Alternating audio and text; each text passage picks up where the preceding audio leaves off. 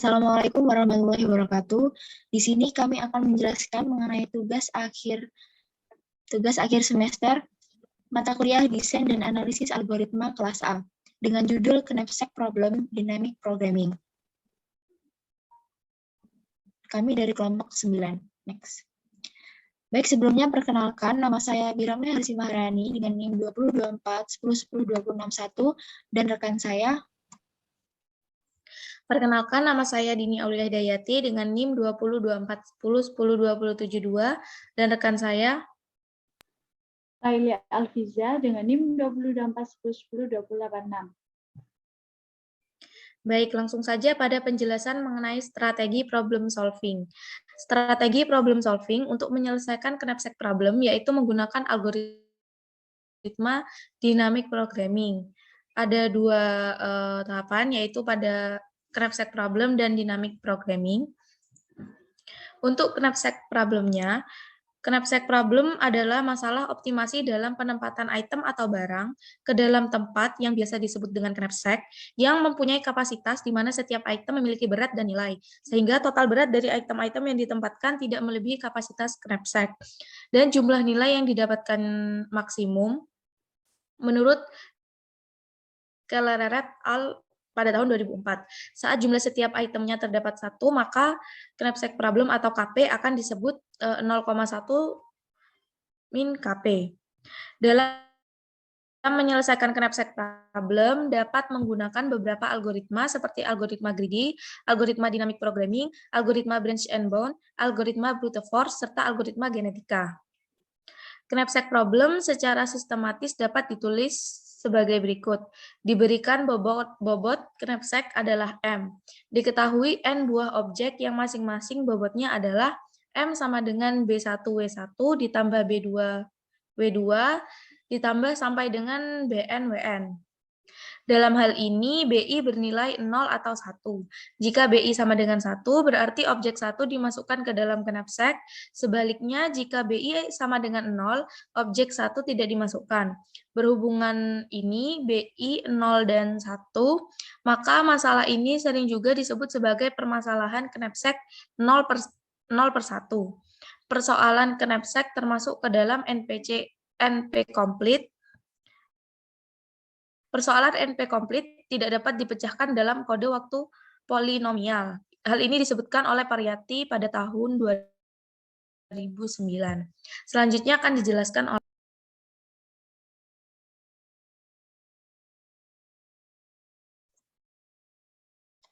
Baik, selanjutnya adalah dynamic programming.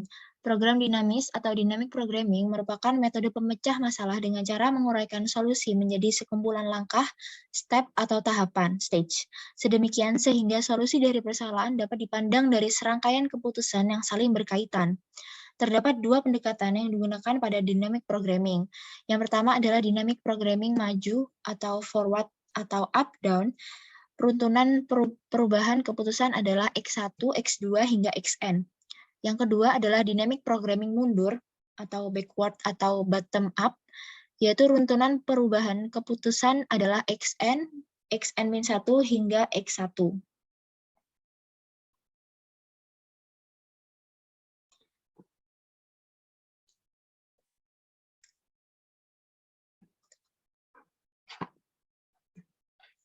Next.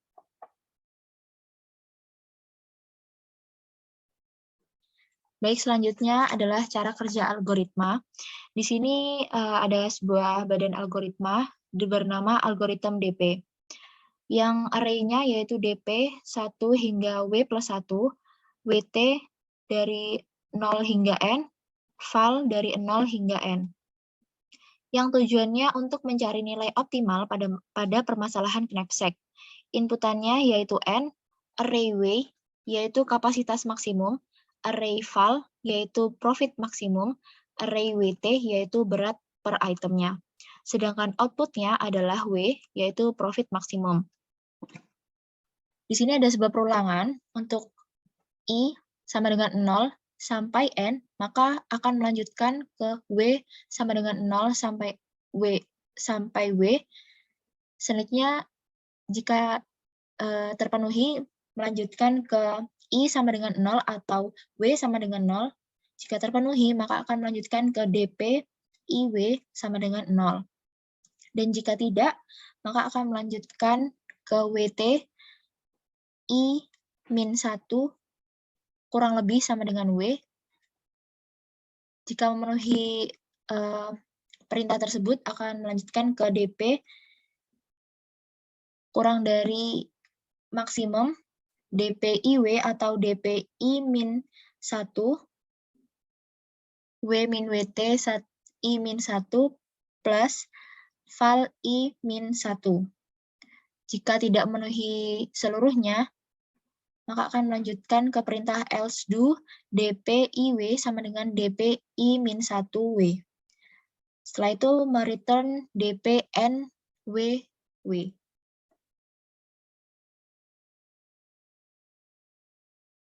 Selanjutnya akan dijelaskan oleh rekan saya. Persilahkan. Baik, di sini saya akan menjelaskan mengenai kode running program.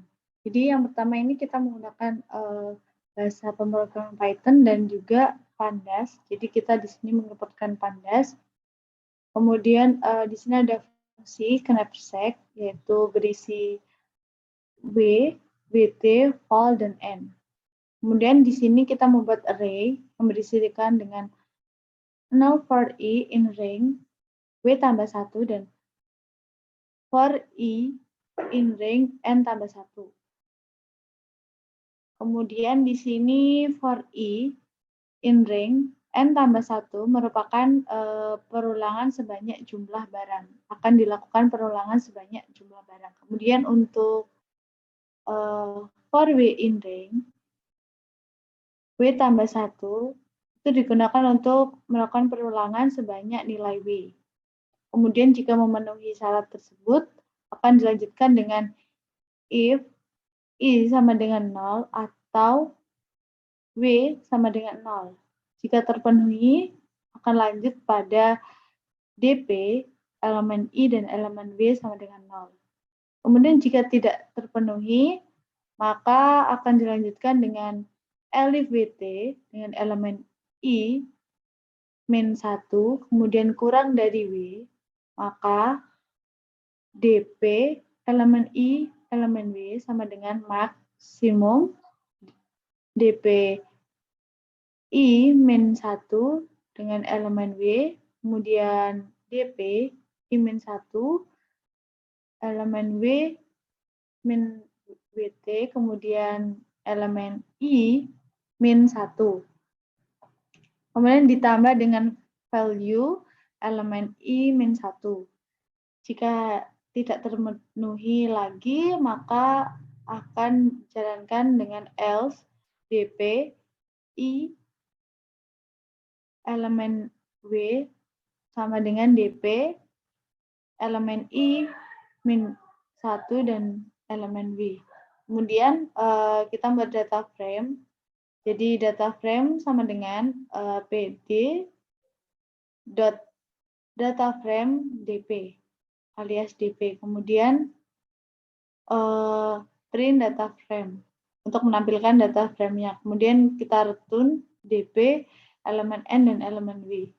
Kemudian di sini ada keterangannya atau inputannya, yaitu value itu sama dengan 40, 60, 80, 20, 160, dan 320. Kemudian untuk WT itu adalah berat dari item atau profit dari item. Kemudian ada 4, 2, 3, 1, 5. Kemudian untuk kapasitas maksimumnya ada 10. Kemudian untuk N-nya ini adalah len dari value. Untuk selanjutnya,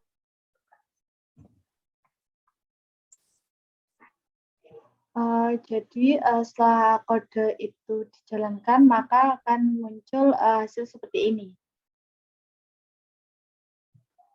Jadi di sini profit maksimumnya yaitu adalah 560, dan ini W ini didapatkan dari sini, dari DP I W sama dengan max ini. Untuk selanjutnya akan dijelaskan oleh teman saya. Silakan. Baik, dari permasalahan tersebut, apakah algoritma tersebut termasuk dynamic programming? Jawabannya adalah iya, karena permasalahan diselesaikan dengan cara dipecah terlebih dahulu menjadi subproblem dengan proses rekursif. Pada bagian yang sudah ditampilkan pada layar, seperti ini, bagian ini, yang termasuk ke dalam algoritma dynamic programming. Lalu hitunglah efisiensi waktu dengan memunculkan kelas efisiensi algoritmanya. Berdasarkan algoritma knapsack, yaitu function knapsack, terdapat dua variabel yang dapat mempengaruhi jumlah eksekusi algoritma, yaitu variabel K dan N, yang mana variabel K merupakan kapasitas dan variabel N merupakan banyak barang. Semakin besar nilai K dan N, maka semakin lama algoritma berjalan untuk menyelesaikan permasalahan. Oleh karena itu, dapat diputuskan bahwa untuk mengetahui kompleksitas waktunya ialah dengan time complexity ini, yaitu 0 N kali W. Sini nama N merupakan jumlah elemen dan W adalah kapasitas maksimum. Jadi auxiliary space-nya 0, W maksud saya, karena menggunakan array satu dimensi. Untuk selanjutnya akan dijelaskan oleh teman saya. Baik, di sini saya menjelaskan analisa waktu algoritma. Jadi di sini pertama itu menentukan basic operation-nya. Jadi di sini itu kita menggunakan ini. Kita ambil dari sini. Kemudian untuk rumus langsungnya itu kita ambil yang ini, Cn, sigma n dengan I sama dengan 0 dan sigma W dengan W sama dengan 0 dan 1. Ini kita dapatkan dari sini, dan ini kita dapatkan dari yang sini, yang W ini. Kemudian, maka kita akan mengeksekusi sigma yang di bagian dalam dulu. Jadi, Cn sama dengan sigma n dengan I sama dengan 0 dan W min 0 tambah 1, ini menggunakan rumus 1, kemudian Cn itu kita pecah menjadi 2, jadi W. Ini kan jadinya W ditambah 1, jadinya kita pecah menjadi ini. Kemudian kita eksekusi kembali, dan akhirnya mendapatkan Cn sama dengan Wn ditambah W tambah N tambah 1. Kemudian menentukan class ordernya of growth ini Fn. N ini adalah linear, kemudian kurang dari Gn. Jadi kita ibaratkan ini misalnya N-nya 3. Kemudian ini N-nya. Jadi N 3 dipangkatkan 2 sama dengan 9. Jadi dapat disimpulkan bahwa elemen N lebih besar, lebih kecil daripada elemen N kuadrat. Maka kompleksitas algoritma ini adalah linear.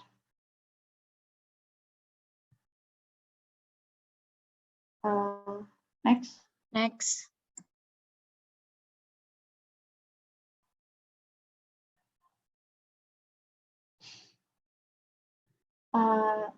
Sekian presentasi dari kelompok kami. Kurang lebihnya kami mohon maaf. Wassalamualaikum warahmatullahi wabarakatuh.